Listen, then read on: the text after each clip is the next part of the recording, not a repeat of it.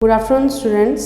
आज हम लोग पढ़ेंगे एक तिनका, जिसको लिखे हैं, जिसके कवि हैं अयोध्या सिंह उपाध्याय हरिऔध जी। तो एक तिनका कविता के कवि अयोध्या सिंह उपाध्याय हरिऔध जी ने बड़े ही सरल, मुहावरेदार और भावगर्भक भाषा में यह कहना चाहते हैं कि हमें कभी भी गर्व या घमंड नहीं करनी चाहिए। अगर हम कभी भी एक घमंड या गर्व करते हैं तो एक छोटा सा तिनका ही हमारे अहंकार को तोड़ने के लिए काफ़ी होता है। तो इसीलिए उन्होंने कहा है, खुद का एक उदाहरण देकर उन्होंने यह संदेश दिया है कि हमें कभी भी गर्व या घमंड नहीं करनी चाहिए। तो पहले पढ़ते हैं कवि का परिचय। तो अयोध्या सिंह उपाध्याय हरिऔध का जन्म उत्तर प्रदेश के आजमगढ़ जिले के निजामाबाद कस्बे में सन 1865 में हुआ था। स्कूली शिक्षा समाप्त करके वे सरकारी नौकरी में लग गए। हिंदी, संस्कृत और फारसी में उन्होंने अच्छा ज्ञान प्राप्त किया था। वे हिंदू विश्वविद्यालय वाराणसी में अध्यापक भी रहे। तो अयोध्या सिंह उपाध्याय हरिऔध जी जो हैं, उनको एक हरिऔध का एक टाइटल मिला है, एक उपाधि मिला है, पर उनका असली नाम जो है वो अयोध्या सिंह उपाध्याय है। तो अयोध्या सिंह उपाध्याय हरिऔध जी का जन्म कहाँ पर हुआ था ना, उत्तर प्रदेश के आजमगढ़ जिले के निजामाबाद कस्बे में सन 1865 में हुआ था। तो स्कूली शिक्षा, जो स्कूल डेज, स्कूल लाइफ, जो स्कूल कैरियर जो उनका था वो कैसा था ना, समाप्त करके वे सरकारी नौकरी में लग गए। ताकि समाप्त तो करी ना से कौन कर ले ना, सरकारी नौकरी में गवर्नमेंट सर्विस से लगी वाले। फिर क्या हुआ ना, हिंदी, संस्कृत और फारसी में उन्होंने अच्छा ज्ञान प्राप्त किया था। हिंदी, संस्कृत और फारसी लैंग्वेज से कौन कर बहुत ही भल ही नॉलेज वगैरह थिला, ज्ञान प्राप्त किया था। वे हिंदू विश्वविद्यालय वाराणसी में अध्यापक भी रहे। वे हिंदू विश्वविद्यालय वाराणसी के अध्यापक यानी लेक्चरर भी वो थे, टीचर थे। तो हरिऔध जी खड़ी बोली हिंदी के प्रथम कवियों में हैं। उनकी भाषा सरल, मुहावरेदार और भावगर्भक होती है। हरिऔध जी का जो हिंदी का जो कविताएं जो लिखते हैं वो किस पर बेस्ड था ना, वो खड़ी बोली हिंदी पर ही वो ज़्यादातर बेस्ड है। उनकी जो भाषा, वो जिस भाषा में वो लिखते थे कविताएं, वो सारी क्या थी ना, सरल, सब जगह सरल थिला, मुहावरेदार, मुहावरा यूज़ करके किया जाने वाला वो भाषा यूज़ करते थे, और भावगर्भक यानी जो भाव प्रकट करता हो उस किस्म का वो कविताएं वो लिखते थे। हरिऔध की प्रमुख रचनाएं हैं प्रिय प्रवास, वैदेही वनवास, कर्मवीर, रस कलश, चोखे चौपदे, चुपते चौपदे आदि। तो हरिऔध जी का प्रमुख रचनाएं क्या हैं ना, प्रिय प्रवास है, वैदेही वनवास, कर्मवीर, रस कलश, चौखे चौपदे, चुपते चौपदे आदि यानी एक्सेट्रा आदि, ये सारे सब उनके रचनाओं का कविताएं हैं। अब पढ़ते हैं एक तिनका, विस्तार में पढ़ते हैं। ओके, तो इसमें क्या लिखा गया है ना, मैं घमंडों में भरा ऐंठा हुआ, एक दिन जब था मुंडेरे पर खड़ा, अचानक दूर से उड़ता हुआ, एक तिनका आँख में मेरी पड़ा। इसका मतलब क्या है ना, मैं घमंडों में भरा ऐंठा हुआ, यानी मैं घमंड से भरा। कवि कहते हैं, यहाँ पर कवि ये बोलते हैं, खुद का उदाहरण देकर बताते हैं कि वो घमंड से भरे हुए थे, घमंड से अकड़कर डांट से खड़े हुए थे। वो एक दिन जब था मुंडेरे पर खड़ा, कहाँ खड़े थे, मुंडेरे यानी छत के ऊपर, अचानक दूर से उड़ता हुआ, एक दूर से उड़ता हुआ क्या आकर गिर गया उनके आंखों में ना, तिनका गिर गया। तिनका का मतलब क्या है इधर, सूखी घास, सूखी घास। तिनका का मतलब है सूखी घास। तिनका का मतलब है इधर सूखी घास। तो सूखी घास उनके आंखों में गिर गया, और क्या हुआ उसके बाद, मैं झिझक उठा, यानी वो पूरा तिलमिला उठे, हुआ बेचैन सा, उनका मन बड़ा ही व्याकुल रहा, बड़ा ही बेचैन रहा। लाल होकर आँख भी दुखने लगी, आंखें उनकी लाल हो गई और उसके बाद उनकी आंखें दुखने लगी, काटी लगा उनका आँखी। मूठ देने लोग कपड़े की लगे, फिर क्या हुआ ना, मूठ देने लोग जिते लोग आम आखिरी किसी पड़ जाए मैंने कौन करूँ, मैंने आखिरी टी गरम सेक दऊ, कपड़े ताकू बांधिकिना ताकू आखिरे गरम सेक दऊ। तेणु सी भी सेमती मूठ करिकिना लोक मैंने कौन कले ना, गोटे कपड़ा को मूठ करिकिना गुब्बारे वाला बनईकिना गोटे कपड़ार से आखि को सेक देले। एंट बेचारी दबे पाँव भागी, एंट एथिरे कौन है, एंट माने अकड़, अकड़ इनका कहाँ गया ना, दबे पाँव चला गया। अकड़ इनका जो था, जो कि नहीं मैं सब घमंड जो उनके अंदर जो था, मैं हुई हूँ, मैं मेरे से बढ़कर कोई नहीं, मैं जो होते थे वो जो घमंड जो था उनके अंदर वो और नहीं रहा, क्योंकि उनका जो तबीयत खराब था। तब कौन आया, लोग आए उनके पास, तो लोग आकर उनकी आँखों को सेकने लगे। जब उनकी आँखों को सेके तो उनका ऐंठ भी चला गया, दबे पाँव चला गया, चुपचाप से होकर चला गया। जब किसी ढब से निकल तिनका गया, तब समझने यों मुझे ताने दिए, ऐंठता तो किस लिए इतना रहा, एक तिनका ही बहुत तेरे लिए। जब किसी ढब से निकल तिनका गया, जब किसी ढब से यानी किसी तरीके से, किसी ढंग से जब निकल गया वो तिनका, तब समझने यों मुझे ताने दिए, तब उनको समझ में आ गया, उनकी समझ में आया। जब घमंड का आँखों में पर्दा जब गिरा था तब उनको समझ में नहीं आ रहा था, लेकिन जब घमंड का पर्दा जब चला गया तो उनकी आँखों को समझ में आ गया। क्या उनको समझ में आया, उनको समझ में यह आया कि घमंड कभी नहीं करनी चाहिए, क्योंकि अगर घमंड करोगे तो एक तिनका यानी एक सूखी घास ही काफ़ी है उस घमंड को तोड़ने के लिए, तहस तहस करने के लिए। अब चलो करते हैं प्रश्न अभ्यास की ओर। तो पहला प्रश्न है प्रश्न उत्तर की ओर। पहला प्रश्न है, निम्नलिखित प्रश्नों के उत्तर 2-3 वाक्यों में दीजिए। 2-3 वाक्यों में देना है निम्नलिखित प्रश्नों के उत्तर। तो पहला प्रश्न है, एक दिन कवि को क्या हो गया।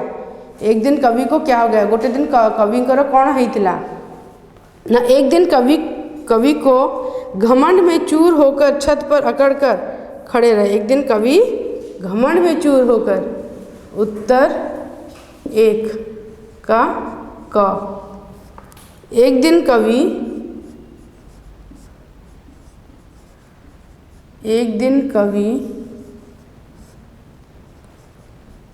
घमंड या गर्व में चूर होकर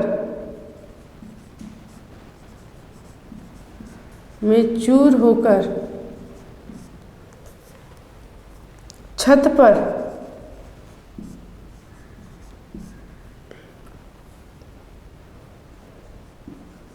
अकड़ यानी जिद, अकड़ यानी जिद करके खड़े रहे,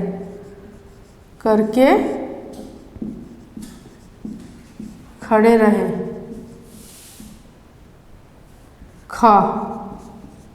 जिसका प्रश्न है, आँख में तिनका पड़ने पर घमंडी की क्या दशा हुई। आँख में जब तिनका पड़ा, आखिर जेतबेले को तिनका जेते पड़ा, सुखी घास जेते पड़ा, से घमंडर कौन दशा है। तो इसका उत्तर यह होगा, आँख में तिनका पड़ने पर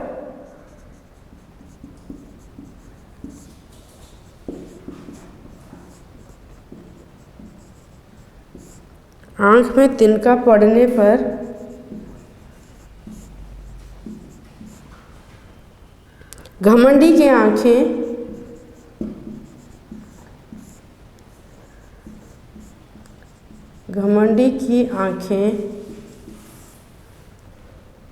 जलने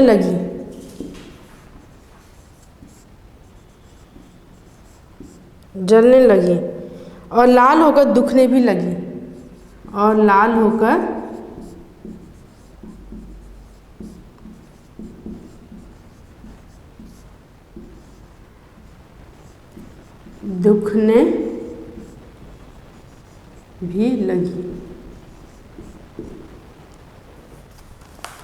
फिर अगला प्रश्न है ग, आँख में तिनका पड़ने पर लोग क्या करने लगे। आखिर तो तिनका पड़गला लोक को से तार कौन करिया लगिले। आँख में तिनका पड़ने पर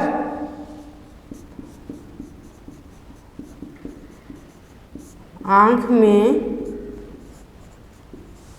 तिनका पड़ने पर लोग कपड़े के गुब्बारे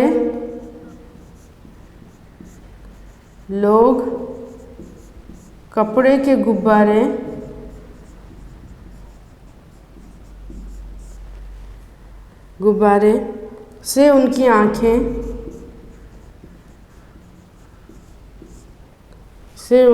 आँखों को सेकने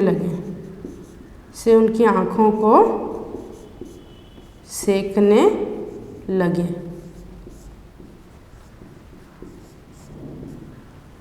ओके, तो आशा है आप लोगों को समझ में आ रहा होगा मेरे सारे समझाए हुए बातों को आप लोग समझ रहे होंगे। तो अब चलते हैं प्रश्न घ की तरफ। प्रश्न घ है, किसी तरह आँख से तिनका निकल गया तो कवि को क्या अनुभव हुआ। को तरीका रे यदि आखिर तिनका चली भी गला निकल गया तो कवि को क्या अनुभव हो, कवि को कौन अनुभूति है। तो इसका उत्तर यह होगा, जब किसी तरह आँख से तिनका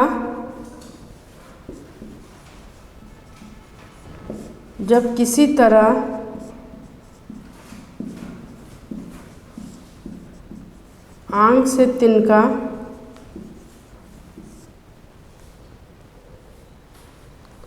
तिनका निकला तो मानो उनका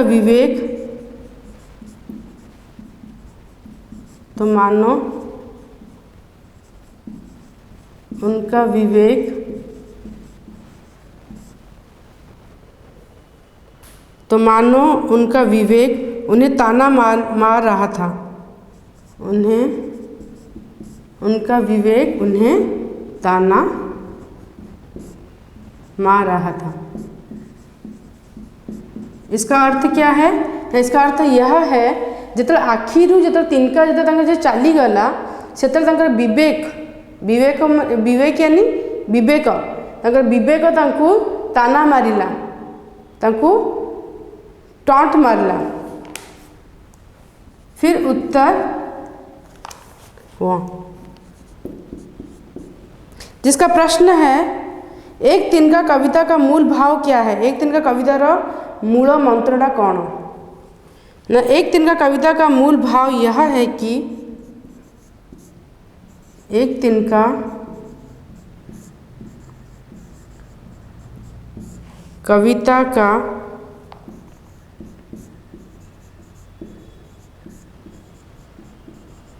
मूल भाव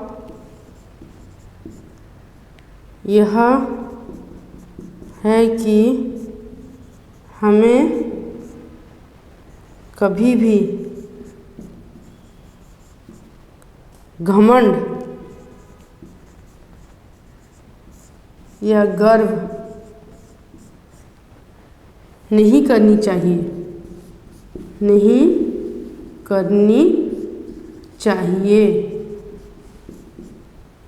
हुआ?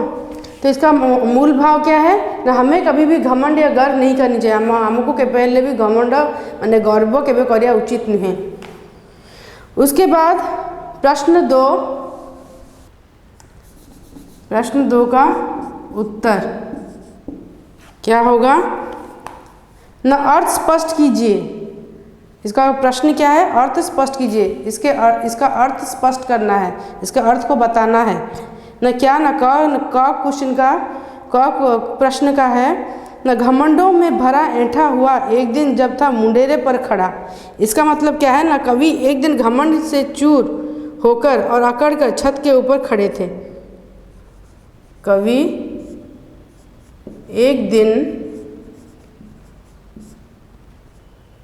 एक दिन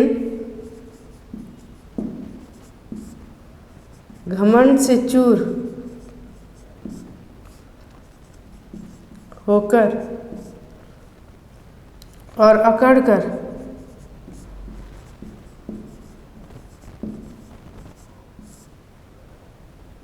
छत के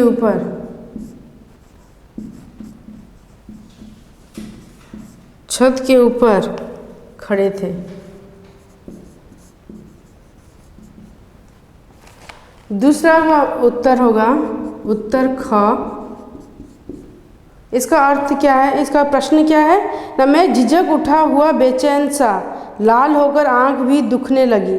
इसका मतलब क्या है ना, कवि ये बताना चाहते हैं कि अचानक कवि हिचकिचाहट के मारे अचानक कवि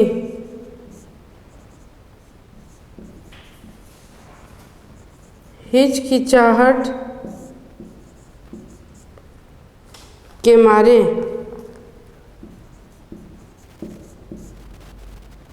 बेचैनी सा होने लगा। बेचैनी सा होने लगा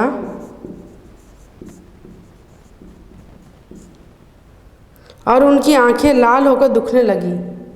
और उनकी आंखें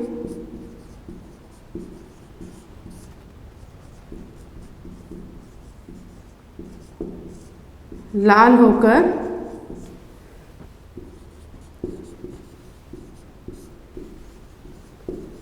दुखने लगी।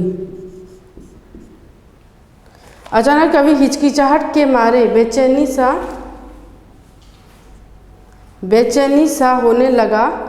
उनके दिल में बेचैनी सा होने लगा, हलचल मच गया और उनकी आंखें लाल होकर दुखने लगी। उनकी आंखें जो थी वो लाल होकर, नाली है कि ना कौन है ना, लाल तंग आखी कौन है ना, लाल है कि ना काटिया को लगी। फिर ग का उत्तर होगा, जिसका प्रश्न है ऐंठता तो किस लिए इतना रहा, एक तिनका है बहुत तेरे लिए।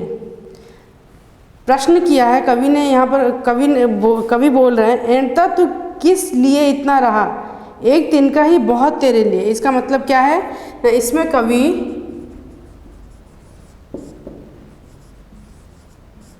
इसमें कवि यह कहना चाहते हैं कि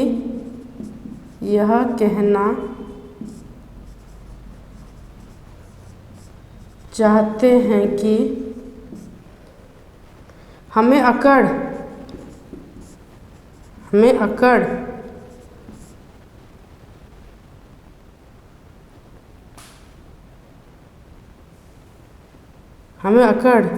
करनी नहीं चाहिए,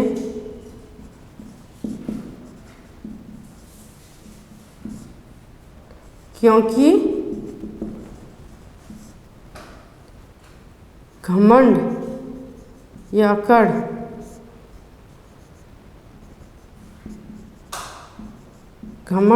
को तोड़ने के लिए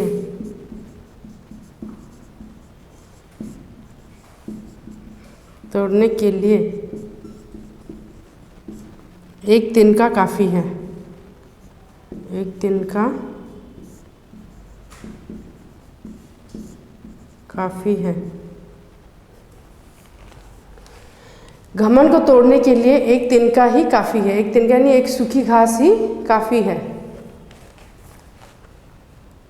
फिर प्रश्न ख। प्रश्न क ख ग हो गया। अब प्रश्न 3, निम्नलिखित प्रश्नों के उत्तर एक एक वाक्य में दीजिए, एक सेंटेंस में देना है। पहला प्रश्न क्या है, क का, एक तिनका कविता के कवि का नाम क्या है। इस कविता जो एक तिनका जो कविता है, ये जो कविता जो अच्छी एक तिनका, ये कवितार कविर ना कौन ना, एक तिनका कविता के कवि का नाम अयोध्या सिंह उपाध्याय हरिओद है। एक तिनका कविता के कवि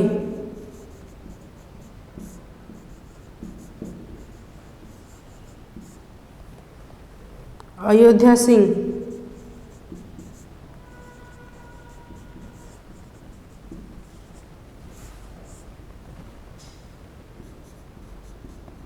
उपाध्याय, हरिओध हैं। अब चलते हैं तीसरा नंबर प्रश्न का ख। तीसरा नंबर प्रश्न का ख, जिसका प्रश्न है एक दिन कवि कहाँ खड़े थे?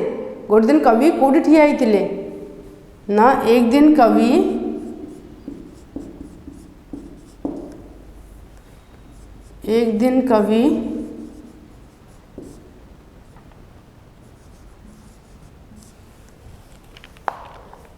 छत के ऊपर खड़े थे। छत के ऊपर खड़े थे। फिर ग का प्रश्न है अचानक क्या हुआ? हठात कि कौन हैला ना? अचानक से क्या हुआ ना? अचानक आंखों में एक सूखी घास, अचानक आंखों में एक सूखी घास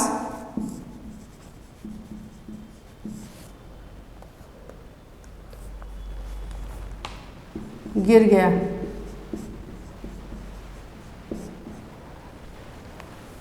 फिर क्या हुआ? अगला प्रश्न है कौन दबे पाँव भागी? ये चुपचाप के दौड़ला पड़ेला ना? अकड़ या एंट? अकड़ या एंट? दबे पाँव भागी, दबे पाँव भागी।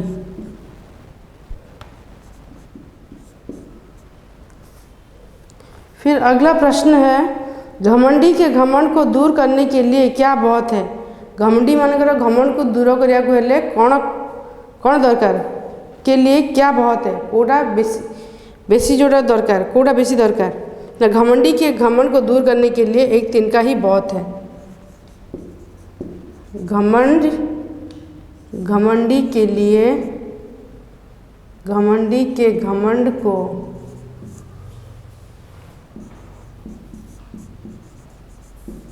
दूर करने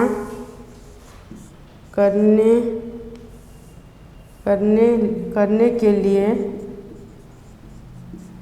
घमंडी के घमंड को दूर करने के लिए एक तिनका ही बहुत है, ही बहुत है और तिनका ही बहुत किछि।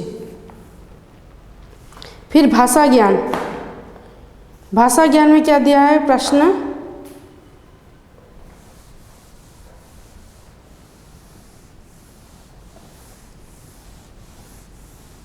भाषा ज्ञान का प्रश्न क्या है?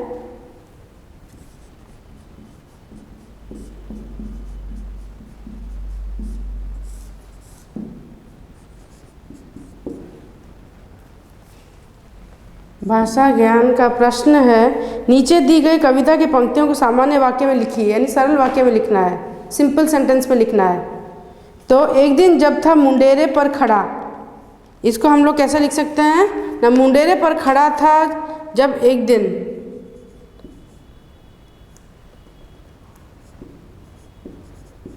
मुंडेरे पर खड़ा था।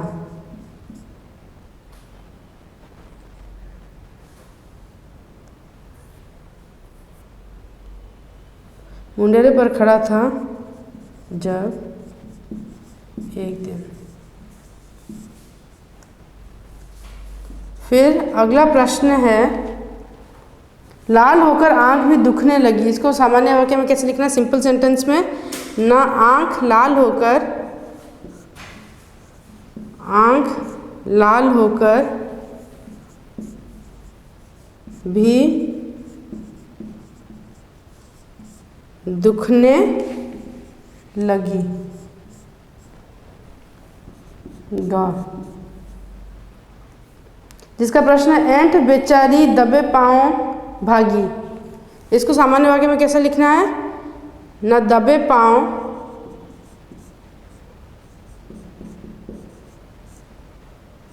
पांव बेचारी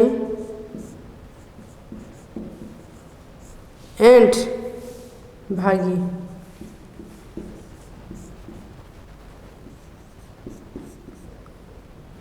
घ का प्रश्न है जब किसी ढब से निकल तिनका गया। जब किसी ढब से निकल तिनका गया, इसको कैसे सामान्य वाक्य में लिखना है? न जब तिनका निकल गया किसी ढब से। जब तिनका निकल गया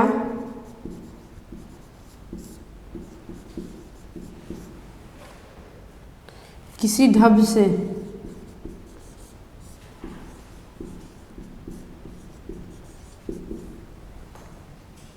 हाँ, जिसका प्रश्न है एक तिनका है बहुत तेरे लिए। इसको सरल वाक्य में कैसे लिखना है? सामान्य वाक्य में न तेरे लिए एक तिनका है बहुत। तेरे लिए एक तिनका है बहुत।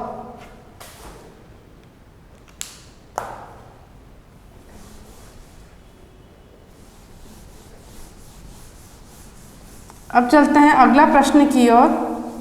अब चलते हैं अगला प्रश्न की ओर, जो है विलोम या विपरीत शब्द। जो है विलोम या विपरीत शब्द। झिझक,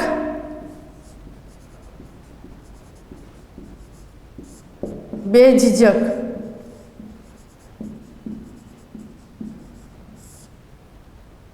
बेचैन, चैन। दुख, सुख। दुखद का होगा विलोम शब्द सुखद। फिर बहुत, बहुत यानी ज़्यादा, जिसका विपरीत शब्द क्या होगा? विलोम शब्द कम। बहुत का कम। फिर चलते हैं प्रश्न 3 की ओर। प्रश्न 3 की ओर प्रश्न है मेंढक पानी में डैश कूद गया। मेंढक पानी में छपाक से कूद गया। छपाक से कूद गया।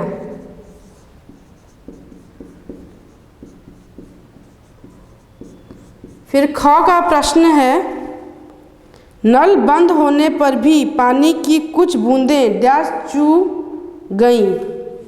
टप टप। पानी साउंड करता है ना, टप टप टप टप साउंड। फिर क्या है? न शोर होते ही चिड़िया डैश उड़ी। शोर होते ही चिड़िया डैश उड़ी। शोर होते ही चिड़िया फुर से उड़ी। फुर से उड़ी। फिर घ का है मोटरसाइकिल डैश गई। मोटरसाइकिल सर से गई। सर, मोटरसाइकिल सर से करके जाता है कि नहीं, तो सर से गई। फिर प्रश्न 4।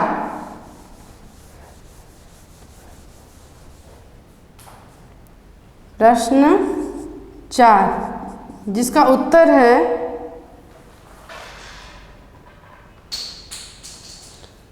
प्रश्न 4 का प्रश्न है क घमंडों डैश भरा ऐंठा हुआ। शून्य स्थान को भरिए, यानी फिल इन दी ब्लैंक्स। तो घमंडों डैश भरा ऐंठा हुआ। घमंडों में भरा हुआ। घमंडों में भरा ऐंठा हुआ। फिर ख का एक तिनका आंख डैश मेरी पड़ा। एक तिनका आँख में मेरी पड़ा। फिर उत्तर ग, जिसका प्रश्न है आ अचानक दूर डैश उड़ता हुआ, आ अचानक दूर से उड़ता हुआ। फिर उत्तर घ, जिसका प्रश्न है जब किसी ढब डैश निकल तिनका गया, जब किसी ढब से। फिर उत्तर हुआ, जिसका प्रश्न है तब समझ डैश यों मुझे ताने दिए, तब